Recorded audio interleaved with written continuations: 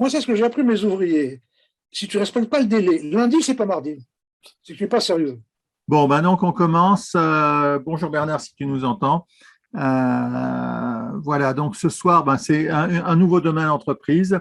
Domaine entreprise, c'est une des prestations qu'on propose pour l'association Héritage Aubry Le Lab. Je vous en parlerai un petit peu tout à l'heure. Et ici, en photo, vous voyez l'ensemble des créateurs ou participants actifs de cette association. Donc, je vous en reparle pour le management plus collaboratif et plus dans la confiance. Comme on a pas mal de choses à voir, je ne vais pas m'attarder sur ce premier slide puisque de toute façon, je reviens après à tout ça. Et je passe au deuxième et je passe la parole, je crois, à Franck, puisque c'est Franck qui va animer la soirée d'aujourd'hui. Franck? Avec toi. Oui, on va co-animer. Vous m'entendez? C'est bon? Oui. Ok. Donc, ce que l'on avait décidé pour cette session, c'était de nouveau de faire une session de partage sur un outil.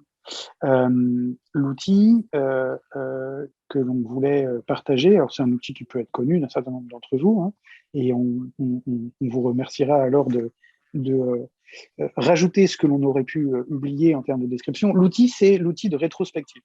La rétrospective, c'est quelque chose que l'on peut utiliser seul, que l'on peut utiliser en équipe, plus puissant en équipe évidemment, comme une réflexion préalable nécessaire pour le travail d'amélioration continue.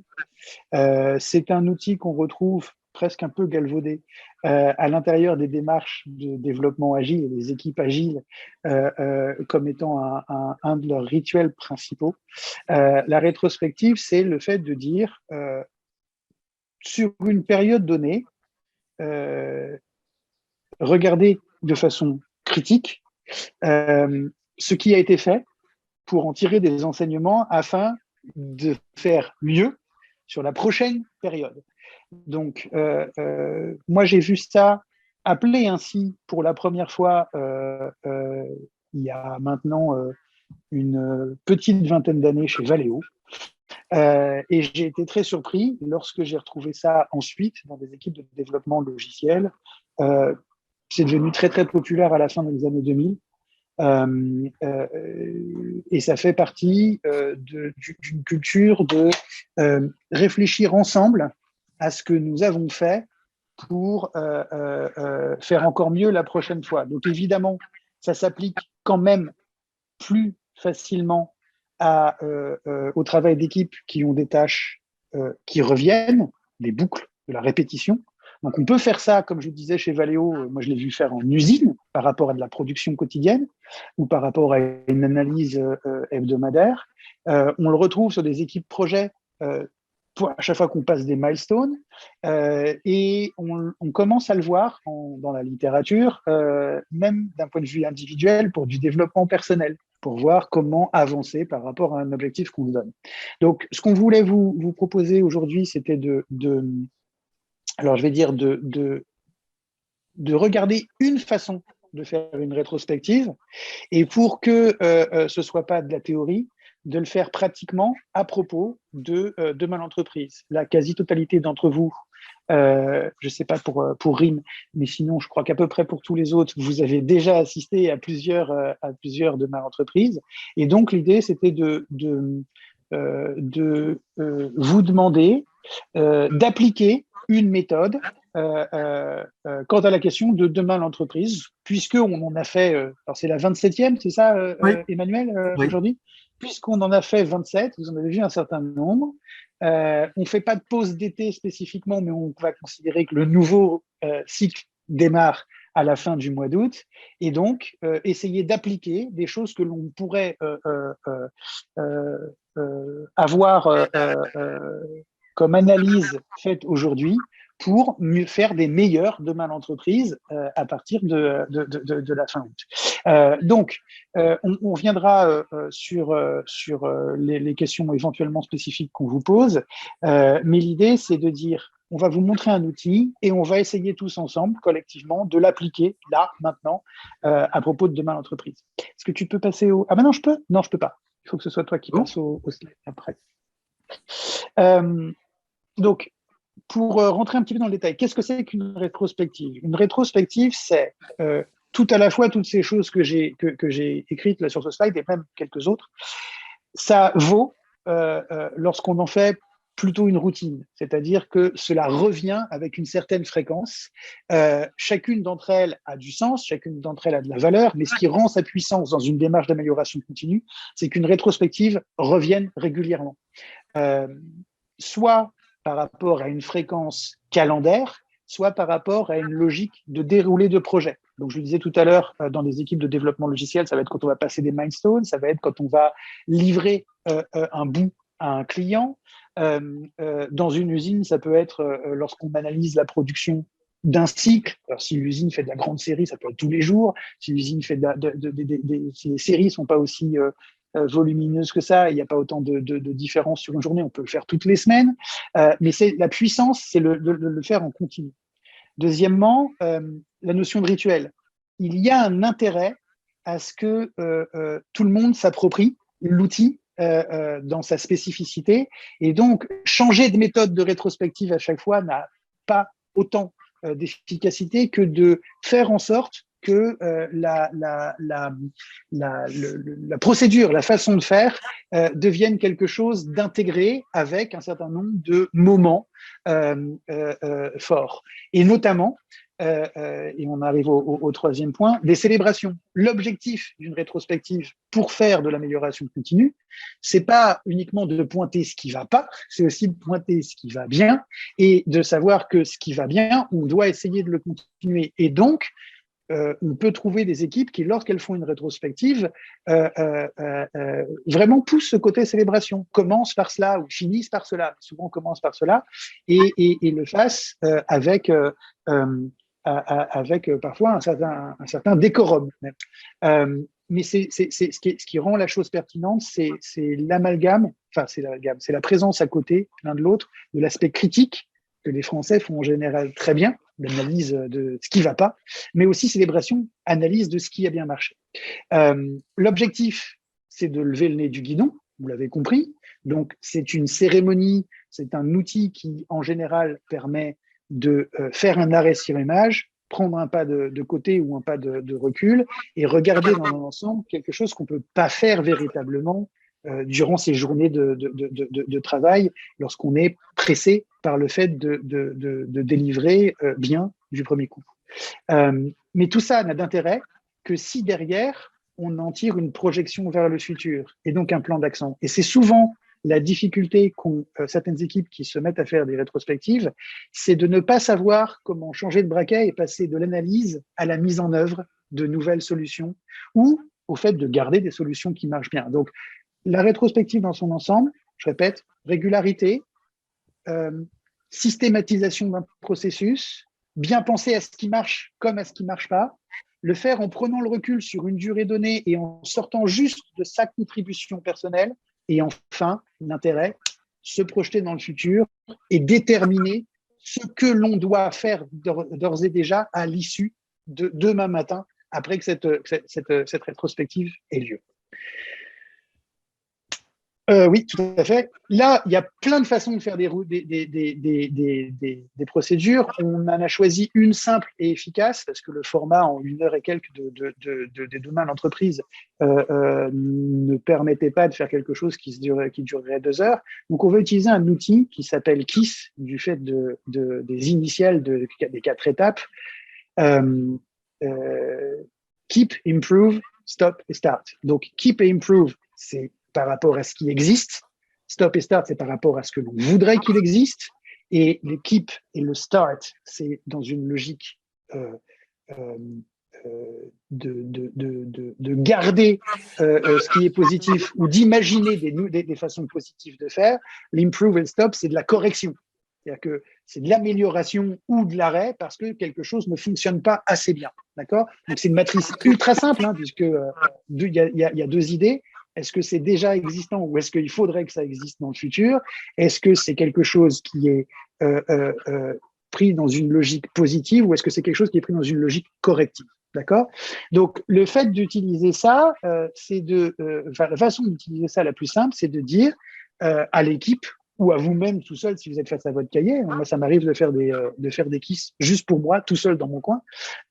C'est de dire, je repense à la période que je veux analyser et ensuite, je laisse filer mes idées en les organisant dans une logique de ben, ça existe et c'est bien, donc je le garde et je le mets dans la case keep. Ça existe, mais ça donne pas, il y a un écart entre ce qu'on aimerait que ça rende et ce que ça rend vraiment, donc il faut l'améliorer et est-ce que j'ai une idée sur comment l'améliorer? Ça, c'était une fausse bonne idée, ça marche pas, donc ça sert à rien de dépenser de l'énergie et du temps, donc on l'arrête. Et ça, par contre, ça nous manque, donc et si on, ok, et en fonction des idées, de les mettre dans ces cases-là. Alors, l'intérêt, évidemment, en équipe, c'est ensuite de débattre de ces choses-là, de se les expliquer. Et dans les rituels agiles, on a souvent du vote, parce qu'il y a plein d'idées là qui gèrent, mais on ne va pas toutes les mettre en œuvre demain matin. Donc, du vote sur dire quelles sont celles que l'on démarre demain matin. Ce n'est pas une obligation. On peut très bien dire on va l'étaler sur le temps et tout le se faire. On peut aussi dire on n'en prend que les 3 plus pertinentes. Peu importe. L'idée, c'est de brainstormer et d'avoir finalement des nuages d'idées, de choses qu'il faut garder parce que ça marche bien, de choses qui doivent être améliorées, sinon elles vont finir par passer dans la case de ça sert à rien, on les enlève, de choses qu'il faut absolument enlever parce qu'il faut faire de la place pour démarrer des nouvelles choses, et de choses qu'il faut démarrer, même si on n'est pas sûr que ça marcherait bien, mais pour les tester et voir ce que ça donne. D'accord? Donc, ce qu'on va vous faire essayer ce soir, c'est de faire avec nous un KISS, c'est-à-dire qu'est-ce qu'on garde, qu'est-ce qu'on améliore, qu'est-ce qu'on arrête, qu'est-ce qu'on démarre, à propos de demain à l'entreprise. Juste en complément, tout bête, mais l'outil KISS, c'est un acronyme Keep, Improve, Start, Stop. Il y a un autre outil KISS, il y a un autre KISS qui est Keep It Stupid Simple, qui est aussi bien connu. Et quelque part, il y a quelque chose de cohérent là-dedans. C'est-à-dire qu'en fait, vraiment, cet outil, il est clairement simple à comprendre, simple à intégrer, simple à appliquer, etc. Et quand même très, très efficace. Voilà. Mais à ne pas confondre les deux. Et simple à mettre en œuvre, hein, parce que il y a certaines équipes que j'ai accompagnées qui faisaient une KISS de 5 minutes, hein, en disant chacun donne une idée. Et on ne se les explique pas, mais on les affiche et en passant devant, on va voir si on les comprend, ou alors on ira voir la personne qui a écrit cette idée-là et on en discutera avec elle. Et puis, j'ai vu des équipes. Ça passe plus. Qu'est-ce qui se passe? Bon, d'accord. Ça y est, ça remarche. Ça passe. Est-ce que, juste avant de passer à la chose d'après, est-ce qu'il y a parmi vous, là, des gens qui ont déjà utilisé cet outil-là, d'une part, et d'autre part, des gens qui ont déjà fait des rétrospectives? Alors, nous, on le faisait, mais toujours sur le subjectif et l'affectif. On faisait un bilan de ce qu'on avait fait, jamais chiffré. On a bien réussi ça. Ah ben tiens, on a tenu le délai, là. Et puis voilà, tu vois. Mais nous, on faisait de temps en temps, mais toujours sur le subjectif et l'affectif. On cherchait ce qu'on avait raté, toujours en raisonnant subjectif et affectif. Ouais. Là, on n'a pas été raisonnable. Le client ne va pas nous aimer, quoi. Qu'est-ce qu'on peut faire pour rattraper le coup, tu vois? Mais surtout pas chiffré. On ne disait pas on a fait 100 pièces à l'heure, on va en faire 110, etc. On en faisait régulièrement comme ça. Et Jean-François, subjectif et affectif, mais toujours centré client et quelque part produire quelque chose pour le client. C'est pas. Il n'y a pas que centré client. Non, il n'y a pas que centré client. Il y a eu parfois des entraides au sein de l'entreprise, si tu veux. Une mini-usine qui a aidé une autre mini-usine, ou un individu qui était un peu inquiété pas bien. Oui, mais efficacité quelque part. Et on faisait le bilan aussi de ça, si tu veux. On faisait aussi le bilan de tout ce qui s'est passé en affectif et subjectif, tant avec le client qu'en interne. Et de belles histoires, l'histoire de gens là, qui ne savaient pas lire et qui écrire, et qui a fini par partir comme directeur d'usine en Inde, on l'a rappelé, c'est dans le genre quand même, on rendait compte, tu vois. J'ai déjà raconté l'histoire de gens. Ouais. C'est ce qui est important de voir, et ce qui est aussi la puissance d'une rétrospective, qu'elle soit faite avec un outil comme KISS ou autrement, c'est qu'elle mêle, et ça c'est génial par rapport à la dynamique d'intelligence collective, c'est qu'elle mêle l'analyse perso et le regard des autres. C'est-à-dire qu'on a souvent, quand on anime une réunion comme celle-ci, dialogue qui s'établit entre une personne qui, sur l'idée, ça marche pas très très bien, va dire bon bah ça donc il faut le mettre dans améliorer, et puis quelqu'un d'autre va dire mais ça moi je trouve que ça délivre ce que ça doit délivrer donc il faut le garder, et puis voir une troisième personne dire non mais franchement par rapport au temps qu'on y passe c'est pas très très rentable, il vaudrait mieux l'arrêter. Et c'est ce débat là qui est intéressant. Voilà. On peut même le faire avec le client dans certains cas de figure, quand on est le dernier maillon, la dernière équipe avant le client par exemple, on peut même le faire avec le client et lui demander son avis. Et c'est toujours intéressant d'avoir la réflexion perso versus l'œil de l'autre. D'autres personnes ont mis parfois leur doigt là-dedans? Alors, moi, je l'ai fait il y a longtemps, mais en bureau d'études. C'est-à-dire à la fin d'un projet de 4 années, il s'agissait de développer un poste de conduite, une planche de bord. Et bon, ça s'est très mal passé au niveau qualité en usine, avec les fournisseurs, avec tout le monde, quoi, avec le marketing. Bon. Et donc, je dis, bon, faut peut-être qu'on réfléchisse. Donc, avec toute l'équipe, on s'arrêtait, mais la difficulté, c'était de s'arrêter pendant une semaine et de reprendre 4 ans de travail. Les 300 mini-échecs pendant les 4 années, de l'avance de phase, développement jusqu'en usine. On avait tout listé. Et puis, après, d'identifier à quel moment ça avait raté, les causes racines. On a mis tout ça dans un petit bouquin. Et puis, on a identifié à chaque fois qu'on avait le mauvais cahier des charges du marketing, lorsqu'on avait mal conçu, par exemple, un vide-poche qui était mal dimensionné, en torsion, un verrou qui a été mal conçu également.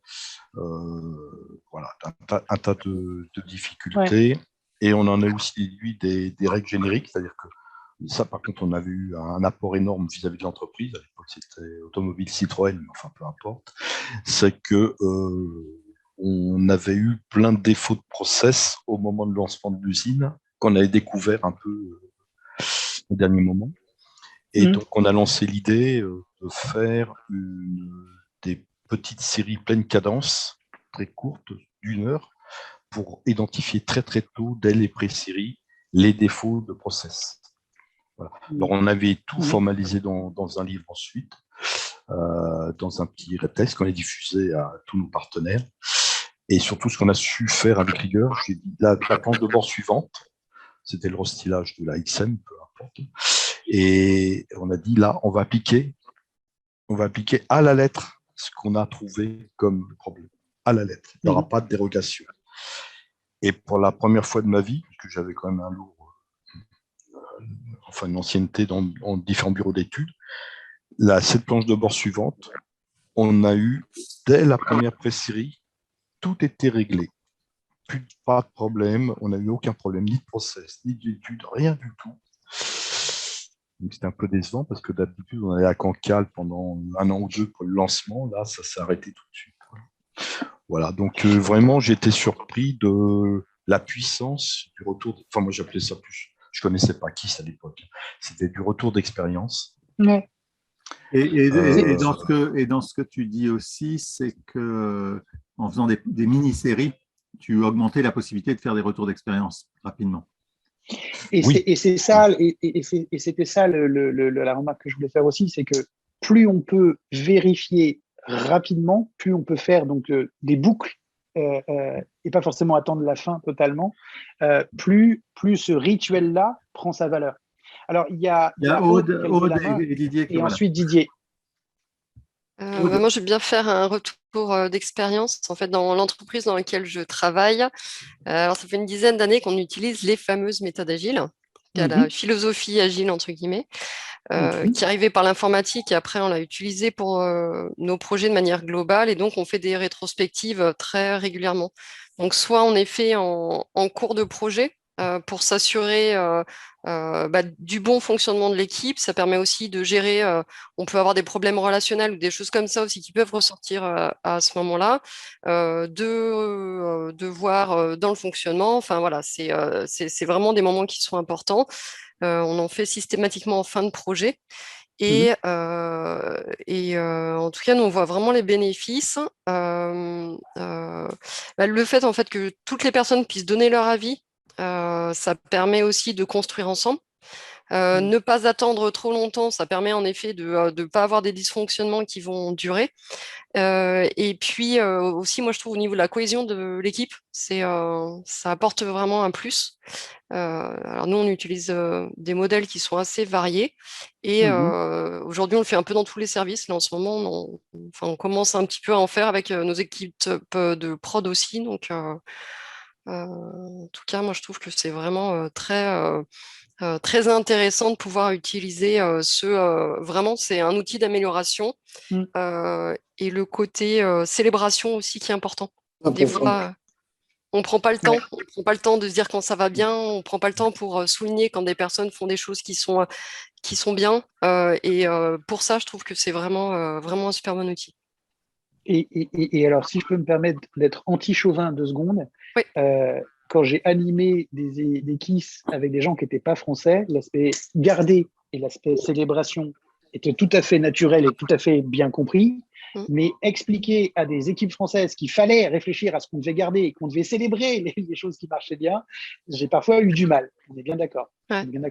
Et justement, plus on pratique, c'est hyper intéressant. Plus on pratique, plus notre esprit français décroît et plus on est capable de se dire ce qui va bien et d'être capable vraiment de souligner ces moments-là qu'on n'aurait peut-être pas fait habituellement. Et il y a pour ça des outils qui sont super justement pour se dire, souligner les points forts et tout ce qu'on a pu repérer de bon finalement dans ce qui a pu se passer pendant une certaine durée. Ouais. Nous, on déclenchait ça chaque fois qu'il y avait quelque chose de bien qui est arrivé. On n'avait pas un rythme en disant on va faire tous les 3 mois.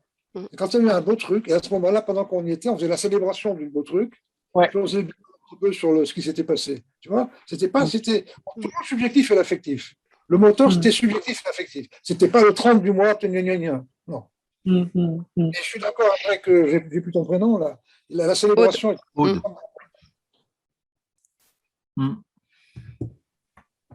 Didier. Oui.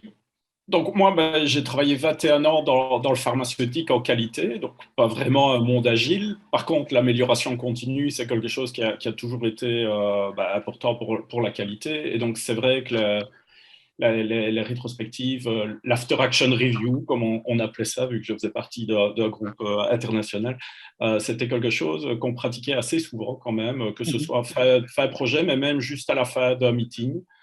Alors, c'est vrai que c'était souvent plus axé uniquement sur la partie présent, donc qu'est-ce qui s'est bien passé et qu'on garde pour la prochaine fois, ou bien qu'est-ce qu'on pourra mieux faire la prochaine fois, mais c'est vrai que parfois on a pris le temps également de se positionner plus sur le futur et par ce qu'on avait appris, qu'est-ce qu'on pourrait commencer, ou bien qu'est-ce qu'on doit absolument stopper par rapport aux discussions qu'on a eues. Donc, c'est quelque chose qu'on a pratiqué pas mal.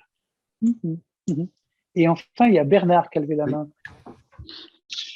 Oui, vous m'entendez? Oui.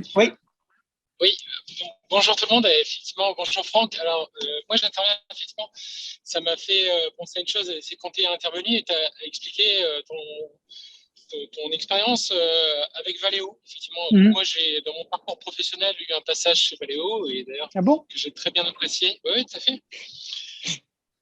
Et donc, Valeo, effectivement, je confirme, alors ça ne s'appelle pas effectivement une rétrospective, mais en tout cas, moi j'ai notamment chez Valeo occupé une position de chef de projet en développement. Et dans ce cadre-là, effectivement, dans le cadre de développement d'un nouveau projet, il y avait toujours en fait ce qu'ils appelaient les lessons learned, donc les retours d'expérience des projets précédents.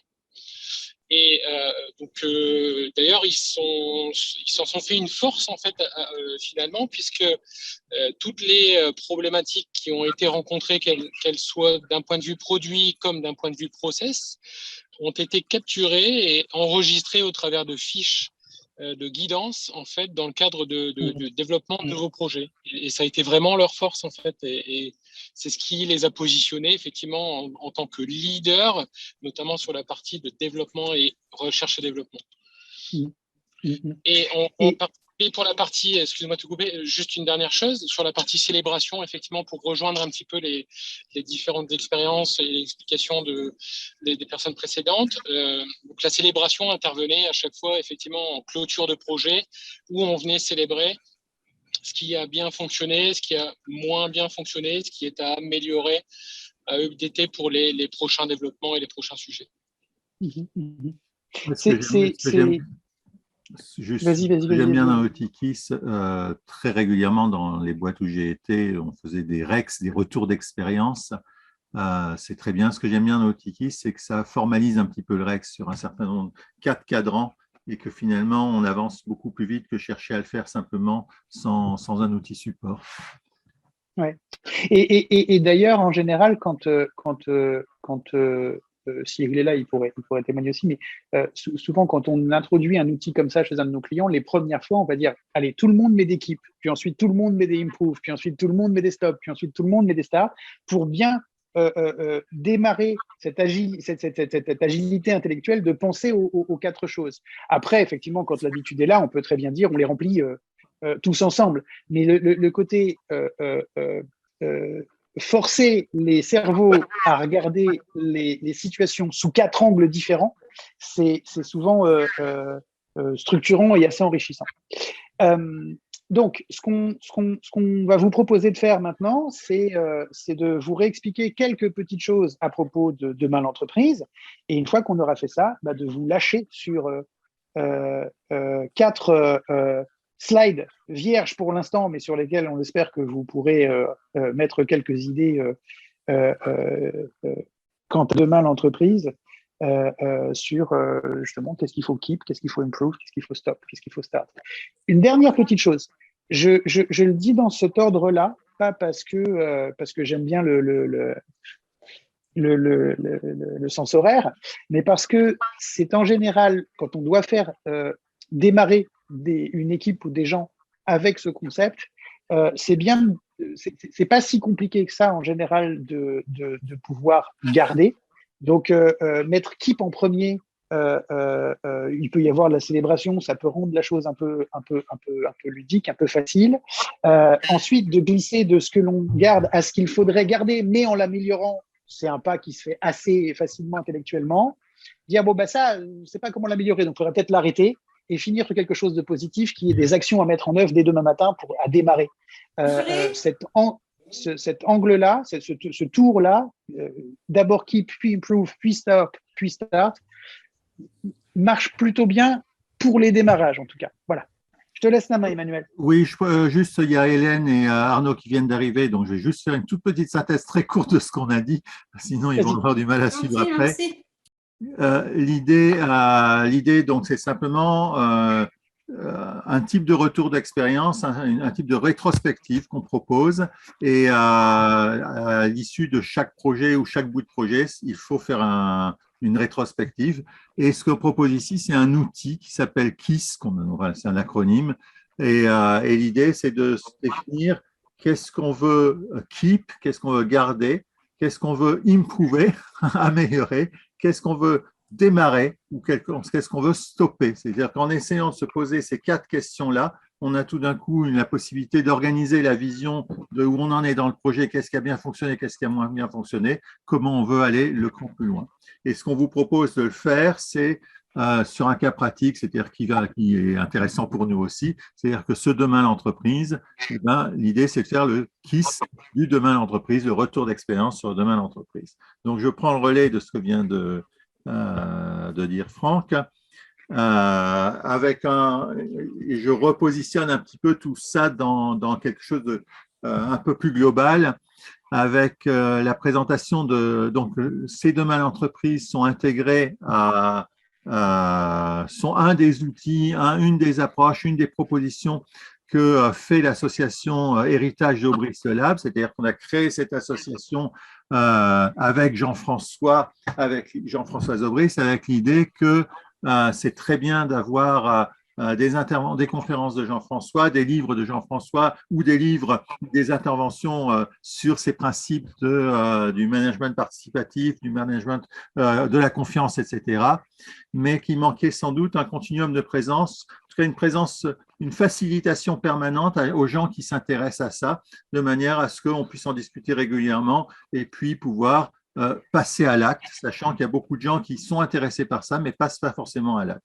Donc, comment on peut accompagner un petit peu dans la continuité les gens qui seraient intéressés par ce management, plus dans la confiance et plus dans la performance finalement aussi derrière, parce qu'il y aura plus de plaisir et avec plus de résultats.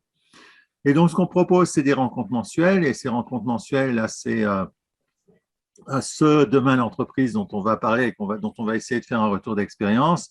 C'est une présence, une disponibilité pour ceux qui voudraient en savoir plus. Mais on est bien sûr disponible au téléphone pour répondre, etc. Et Jean-François n'est pas avare souvent de faire des mails, de dire tiens, tu pourrais faire ceci ou cela. Des mises en relation de gens qui sont intéressés, qui font des choses, éventuellement une sorte qui peut faire une sorte de benchmark à 2 ou 3 personnes sur toi, comment tu fais, etc. Des fiches outils qui sont en train d'être intégrés au site Internet, et en particulier toutes les fiches outils qu'avait fait Jean-François chez Favi. On propose des accompagnements et on a plusieurs en cours, donc soit direct avec nous dans différentes boîtes, soit indirect parce qu'on n'a pas le monopole des choses, et s'il y a des gens qui peuvent accompagner. Nous, notre esprit, c'est vraiment comment on peut aller vers moins de directivité dans l'entreprise, et on pourra de moins en moins être purement directif parce que les gens ne vont pas le supporter, et surtout on est moins agile quand on est directif, puisque ça peut pas, si tout vient d'en haut, voilà, on n'a pas la fluidité du rebondissement. Et donc, comment elle peut aller vers plus d'agilité, plus de confiance, plus dans les collaborateurs et plus d'implication. L'idée, c'est d'atteindre 7% d'adeptes qui font basculer tout. Vous savez, les early adopters, et tout d'un coup, ça bascule. Demain, l'entreprise, vous êtes là sur un demain l'entreprise avec l'idée d'une soirée découverte par mois, avec des témoignages, soit des témoignages genre, il y a bien sûr Jean-François, on a eu Alexandre Gérard, on a donc des témoignages divers et des expérimentations d'outils. Ce soir, c'est ça, et des notes de lecture de livres inspirants. Il y en a eu plusieurs, je vais vous présenter un certain nombre de choses, et je vais rentrer un petit peu dans le détail de… Oui, il est carrément… Ah, ça y est, Emmanuel, tu es revenu? Ça s'est arrêté depuis combien de temps? 30 secondes. 25 minutes? On a arrêté tout ce que tu as dit depuis le début. Allez, 1 minute 30. Je vais repartager mon écran. Voilà. Hop. Ça marche de nouveau? Oui, on t'entend, mais tu étais à l'écran d'avant. Hein. Oui, d'accord. Voilà. Qu'est-ce que tu veux faire? Tu veux balayer les anciennes réunions? Qu'est-ce que tu veux faire là? Oui, je vais rapidement dire tout ce qu'on a fait de manière à ce que justement ceux qui n'ont pas forcément participé à tout puissent avoir une vision globale de ça. D'accord. Donc, Franck disait il y a eu 27 réunions. En fait, il y en a eu plus parce qu'au départ, les réussir l'après-Covid, ça a été 5 ou 6 réunions au moins.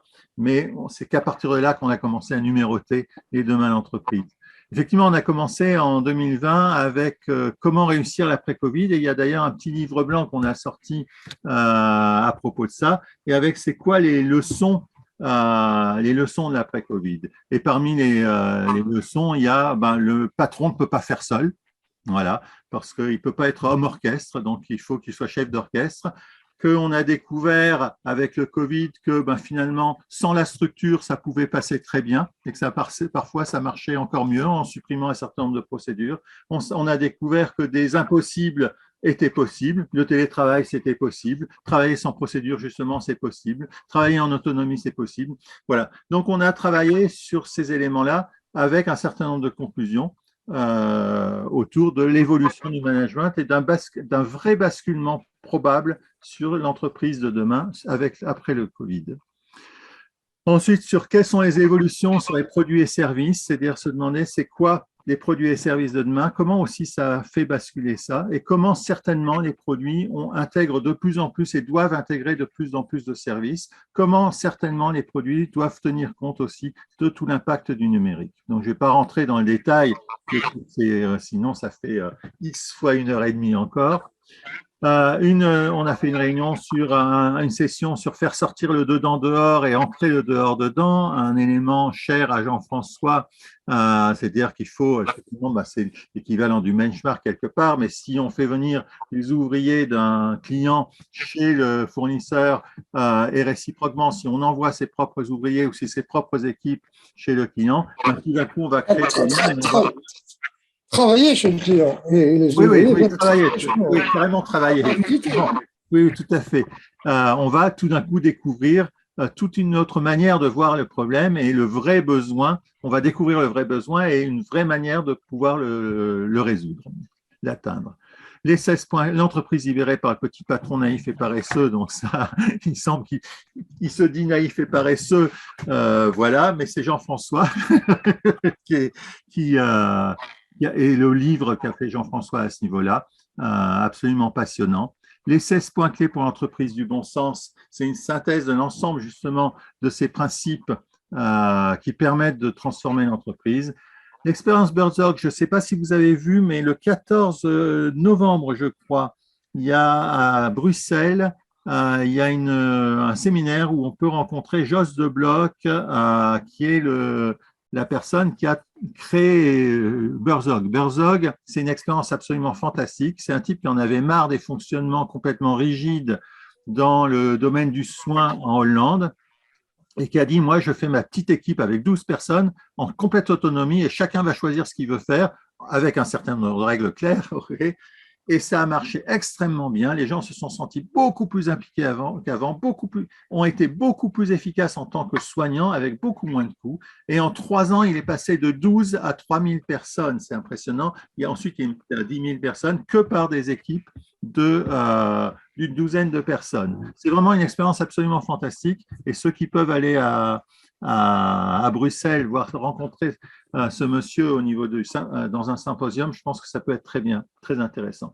L'esprit d'équipage, c'est un livre de Loïc Finaz, amiral et patron de l'école de guerre française. Comment, dans l'armée, on arrive à impliquer les gens et finalement, en très peu de mots, c'est une écoute énorme et permanente des gens et au moment où il y a absolument urgence, là on est directif. Mais sinon, une écoute énorme parce que ça permet de faire participer, de comprendre les problématiques, etc. Ce qu'il propose, cet homme-là, de manière extrêmement intéressante aussi, c'est ne jamais donner un qualificatif tout seul, c'est-à-dire une valeur toute seule, par exemple le leadership tout seul, c'est dangereux. Il faut leadership alors je ne sais pas ce qu'il met en face, mais ça pourrait être leadership positif, parce que Hitler a été un énorme leader, mais pas forcément très positif. Donc à chaque fois qu'il met des valeurs, il met une contre-valeur en face, et je trouve que c'était très intéressant comme manière de voir. La sociocratie, c'est finalement comment on arrive avec un certain nombre d'outils, de règles de fonctionnement, à travailler en collectif peut-être de manière plus efficace, sans forcément une hiérarchie. La sociodynamique, comment finalement on rend le travail un jeu pour les gens qui donne du plaisir, avec des notions d'être dans une niche où on se sent bien ensemble, on veut faire les choses ensemble. Donc finalement, donner du plaisir au travail avec une réelle efficacité aussi. Le management par la confiance, comment chacun dans… Sociodynamique, c'est l'équivalent du Kaizen.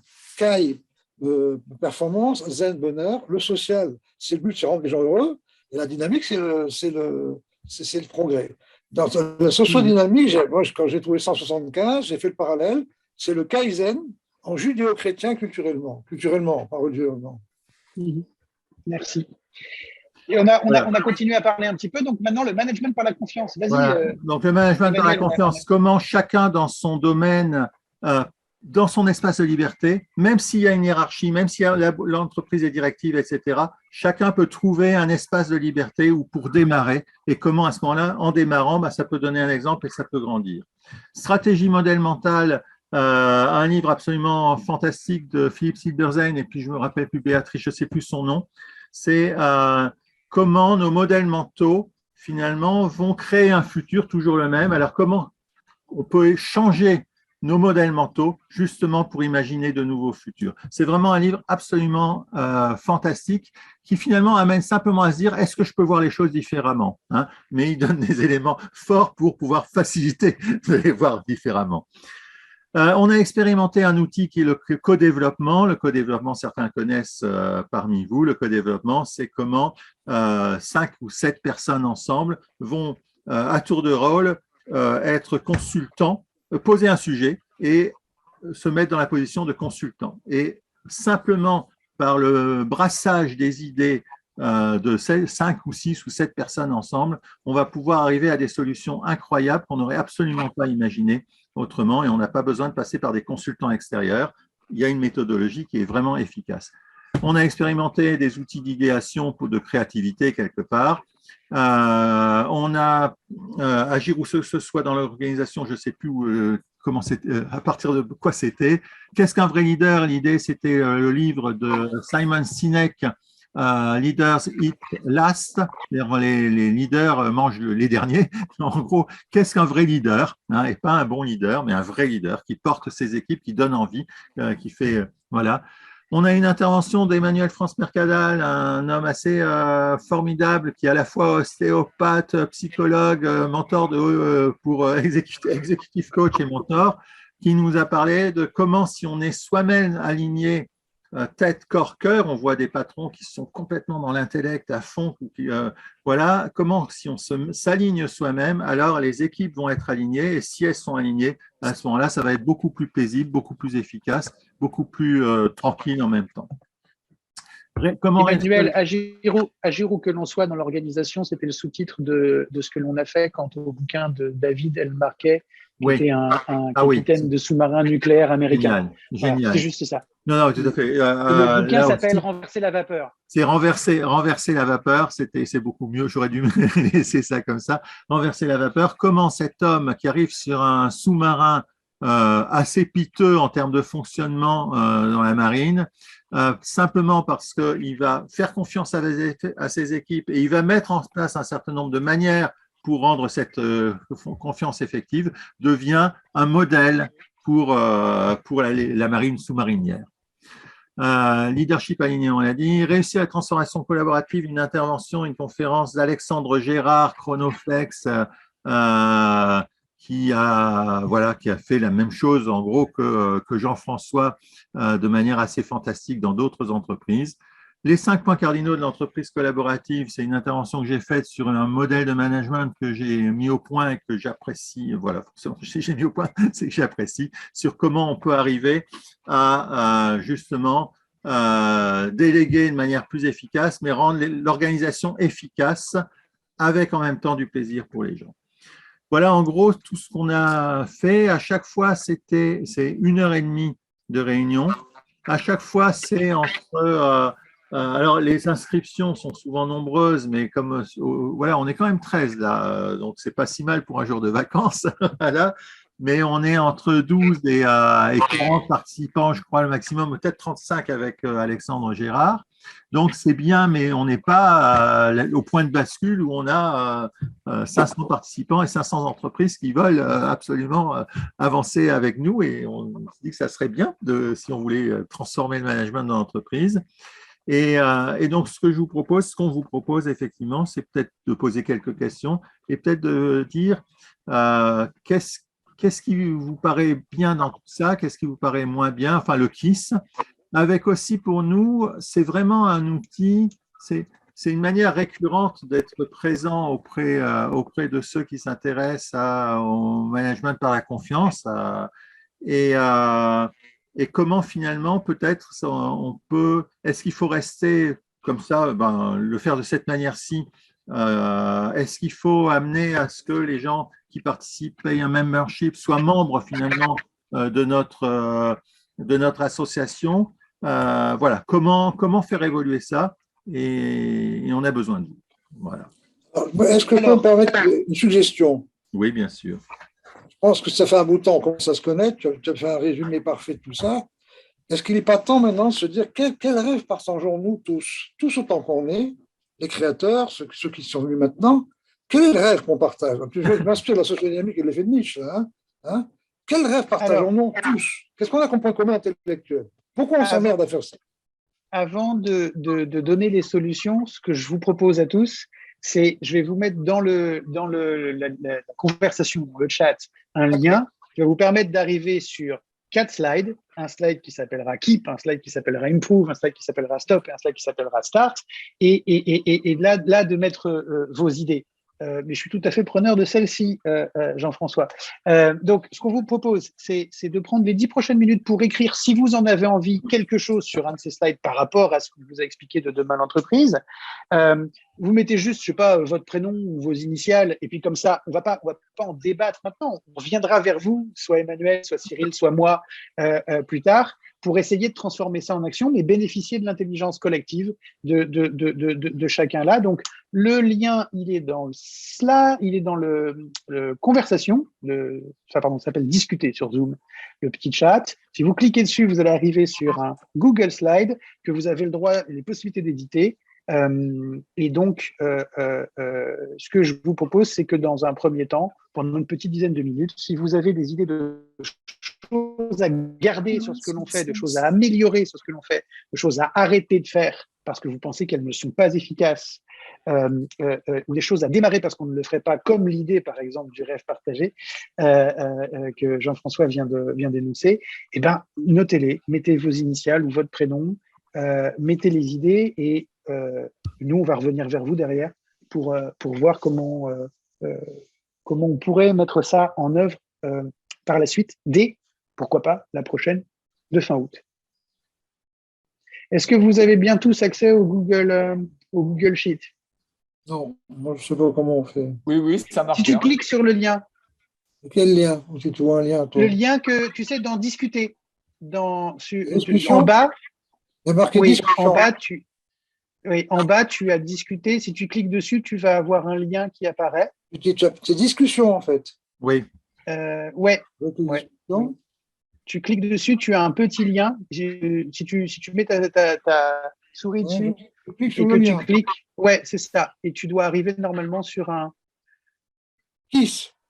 Ouais. Voilà. Et puis tu as le premier slide qui est Start et puis le deuxième qui est. Je ne vois plus que Start, moi. J'ai commencé à remplir ailleurs et tous les autres. Et slides oui, tiens, ont moi non disparu. plus, je vois plus que Start. Qu'est-ce que c'est que cette histoire-là? Oui, tout à fait, même chose. Bon, alors attendez, on va le faire de façon très artisanale, mais on va le faire quand même. Mais Start, c'est le dernier, oui, effectivement. Je ne sais pas pourquoi c'est comme ça. Bon, bah, écoutez, je vais les refaire, hein, tant pis. Essayez de ne pas les effacer. Pourquoi tu n'utilises pas le Jamboard de Google? Parce que je ne voulais pas faire un truc compliqué pour tout le monde, mais tu vois, au final. C'est pas compliqué de mettre des post-it. Hein. Non, bah ouais, je sais, mais je ne voulais pas aller jusque quelque chose d'aussi. Parce que là, le risque, c'est que, comme tout le monde est administrateur du slide, une fausse manip chez quelqu'un, il efface tout. C'est ce qu'on vient de voir, ouais, tout à fait. On vient de voir en direct. Bon, alors attendez, on va faire simple quand même. Je vais vous remettre juste 4 petites slides dont j'aimerais que vous ne les effaciez pas si c'était possible. Et on va pouvoir remplir à partir de ça. Ok. Vous les voyez apparaître à l'écran ou pas? Là, pour l'instant, on voit qui Ouais, le logo. Oui, c'est bon. Keep est arrivé. Improve. Stop. Ok. Alors, ouais, après, ils y sont. Bon. Donc, je vous les mets comme ça et bah, allons-y. Hein. Et essayons. Quand vous devez supprimer quelque chose, supprimez le texte, pas le slide. Ce que je vous propose aussi, c'est que vous mettiez vos initiales devant ou votre prénom. Parce que voilà, qu'on puisse éventuellement vous rappeler si si vous en avez envie. Hein. Par contre, on ne peut plus saisir. Là. Voyons. Ah, ben si, ça remarche. Non, ça a bloqué.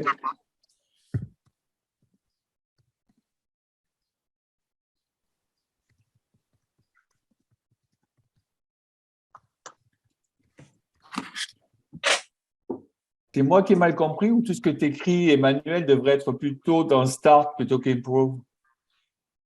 Parce qu'Improve, c'est actuel, c'est pas le futur. Ah non, c'est moi qui ai mal compris. Merci beaucoup. Ah ouais, ok. Tu m'as fait peur. Merci Francis. J'étais en train de lui écrire pour lui dire discrètement. Ah ouais, si tu veux, c'est le problème sur un bateau, ça tangue. Donc, quand il veut cliquer sur l'un, il clique sur l'autre. C'est ça. Mais ton intervention a permis que ce soit corrigé plus rapidement. Voilà. Oui, en même temps, c'est pas si facile quand même entre améliorer. Ouais. Bah, tu as raison, c'est des choses. La première partie, c'est ce qui existe aujourd'hui. Oui, je suis d'accord. Rappelez-vous la petite matrice que je vous ai montrée tout à l'heure. Si c'est présent, c'est forcément du keep ou de l'improve. Si ça n'existe pas encore pour l'instant, c'est forcément du start ou du stop.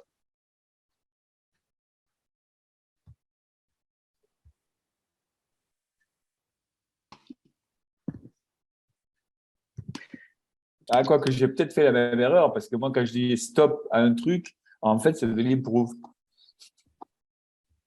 Donc, je vais modifier. Non, c'est de l'improve. Oui, Ouais, oui. c'est Oui. de l'improve, ce que tu as écrit. Oui, oui, c'est ce que je vois. Après, Oui, l'essentiel, c'est l'idée, on est C'est d'accord. pas cata, je suis d'accord. On laisse encore 2-3 minutes si vous reste des idées à écrire.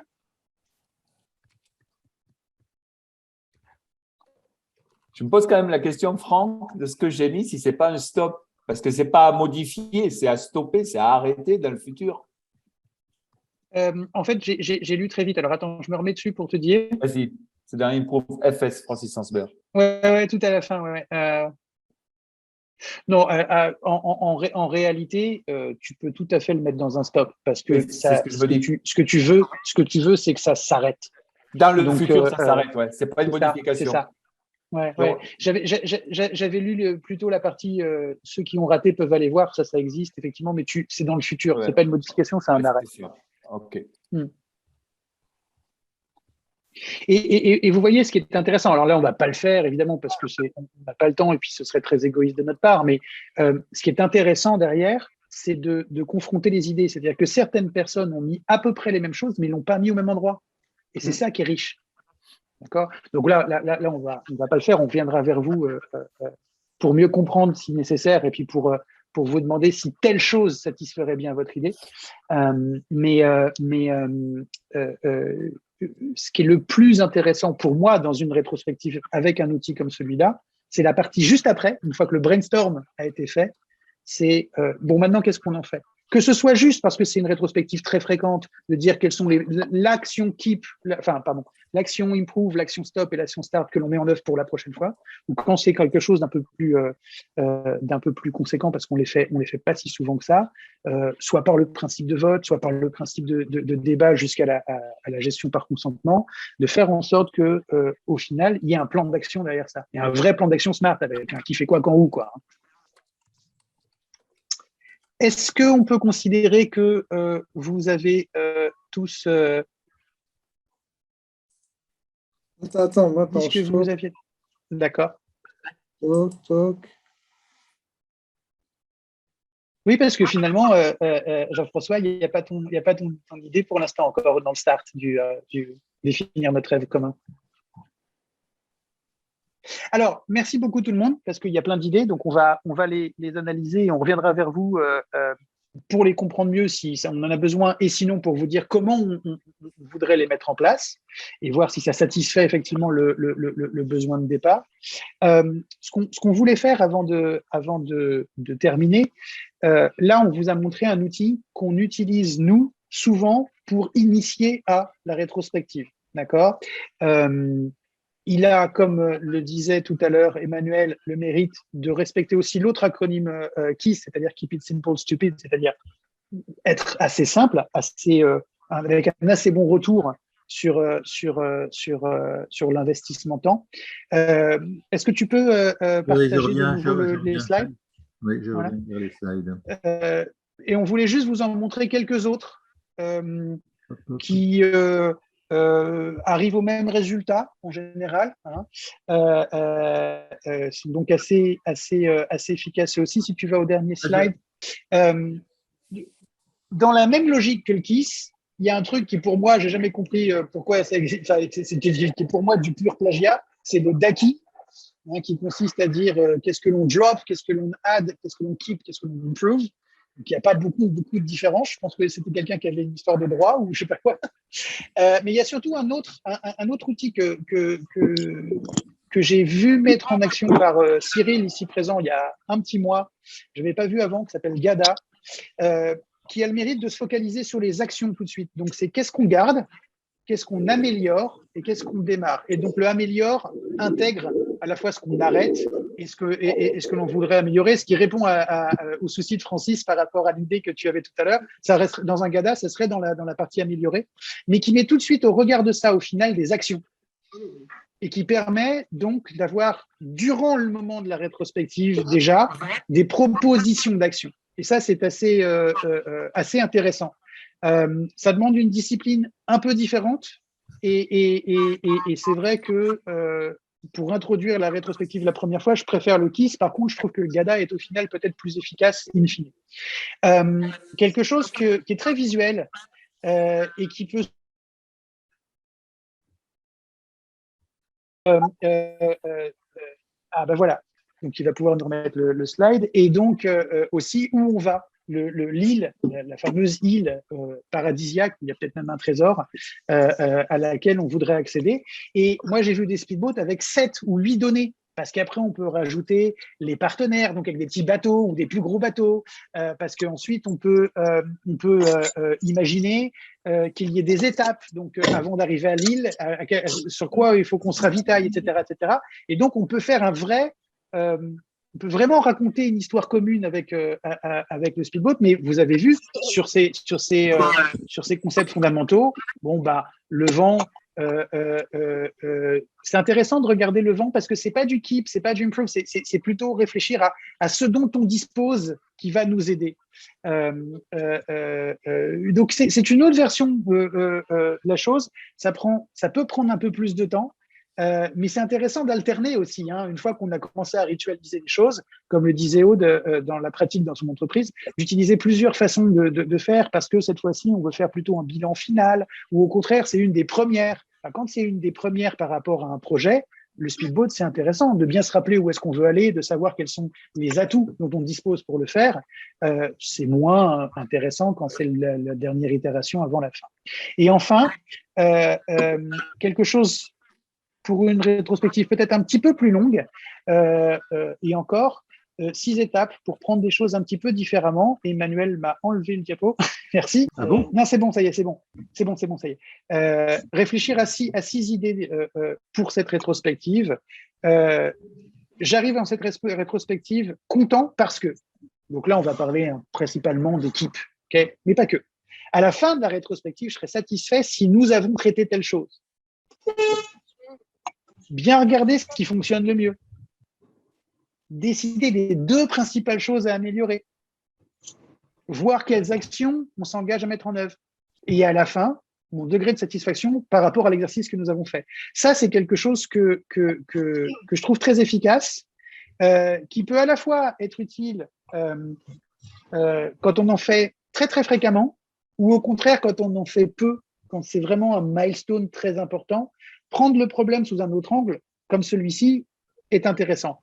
Au final, et c'est ma conclusion, ce que vous avez compris, c'est que l'aspect rétrospective, ça sert à faire de l'amélioration continue parce qu'on se pose la même question sous plein d'autres angles différents.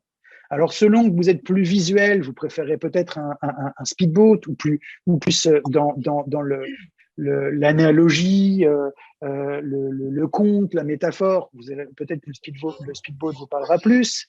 Le KISS ou le GADA sont des choses qui sont finalement qui coupent la réalité en cases assez simples et en général marchent bien avec les équipes techniques. Mais tout ça, c'est juste une question on se réapproprie ce qui vient de se passer pendant un laps de temps donné. On regarde sous différents angles, tout ce qui le constitue, aussi bien ce qui satisfait que ce qui ne satisfait pas. Et surtout, on ne se contente pas de faire cette analyse post-mortem, on se projette dans le futur et on met en place un plan d'action. Et ça, c'est vraiment très important. Tout dernier point, souvent dans les équipes agiles, ou en tout cas dans les équipes projet, vous pouvez trouver ce qu'on appelle une revue et rétrospective. La partie revue avant étant l'énoncé de toutes les choses qui ont été accomplies lors de la période donnée, pour remettre bien en perspective de quoi on va parler. C'est un petit peu ce qu'a fait Emmanuel en expliquant les X DLE qui ont déjà eu lieu jusqu'à ce jour. Et ça permet notamment quand l'équipe est grande et qu'elle ne sait pas, et que tout le monde ne sait pas ce que tout le monde fait, de bien expliquer sur quoi va porter le débat. Maintenant. Voilà, moi je vous remercie, j'ai fini de parler, je laisse donc la parole à mon camarade Emmanuel. Juste, oui, donc j'ai été coupé un petit peu encore une fois par Internet, je ne sais pas. La seule chose qu'on n'ait pas fait, donc, c'est la mise en action, mais on ne peut pas le faire, on n'a pas le temps de le faire là. Donc, on va reprendre tout ce que vous avez proposé dans les slides, de manière à ce que nous, on puisse réfléchir à une mise en action derrière. Est-ce que vous avez des réactions, des envies de dire des choses autour de ça ou autre par rapport à…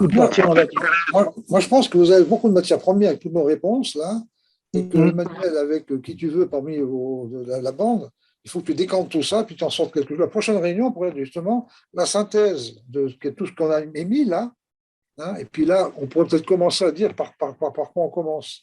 Je crois que pour l'instant, si tu veux, on a fait un bilan, on a fait une espèce de brainstorming, je crois, d'accord, qui était orienté, qui était dirigé, c'était bien foutu votre truc, hein. Je crois qu'il faut que vous exploitiez ça, Franck, Francis et puis Emmanuel, par exemple, parce que vous êtes des pros, que je ne suis pas moi par ailleurs. Et la prochaine réunion, ça peut être la synthèse que vous en faites. Et nous qui n'avons rien fait, on va critiquer.